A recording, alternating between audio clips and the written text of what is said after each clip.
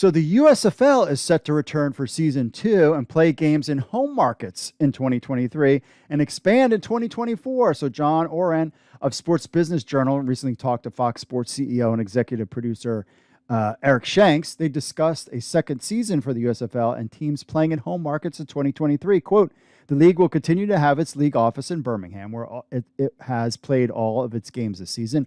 But the USFL's 8 teams will play out between 2 and 4 markets next season, meaning each market will house multiple teams.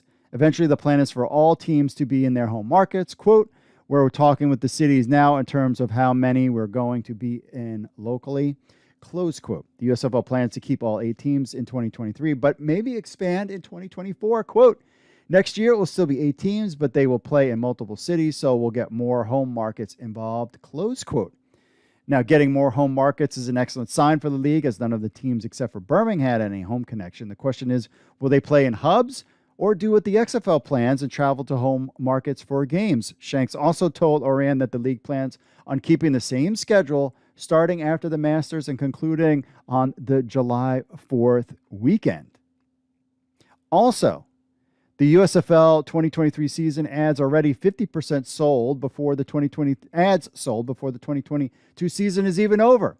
The USFL has been making news this past week leading up to their championship game. Of course, John Ourand of the Sports Business Journal learned more business details from Fox Sports CEO Eric Shanks, including how well the league is doing selling ads for the 2023 season. He says, quote, Fox emerged from the upfront ad sales marketplace with the USFL's second season already more than 50% sold, the network's executive VP of sports sales, Mark Evans, said. We've been able to secure a significant portion of next year's inventory already and this year's upfront. He noted advertisers will be able to plan for it this year, have a ratings track they could study, and better see the long-term viability of the league, close quote. Now, this is a big change from 2022 USFL season. Marketers had already budgeted for other things, so they needed to shift money around when the USFL was announced in the fall.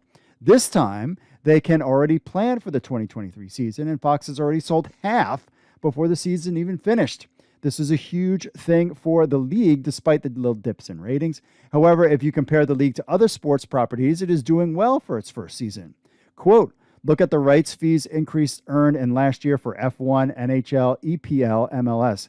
The USFL is already in that class in terms of viewership, with room to grow as it gets into more markets. That's from Michael Mulvihill, talking about, he compares, the ratings for the USFL are just, or even just now, without any really home markets playing except for Birmingham, how that successful that is for them. This is just giving you an idea. If anybody out there says that there is no appetite for spring football, has absolutely zero knows what they're talking about.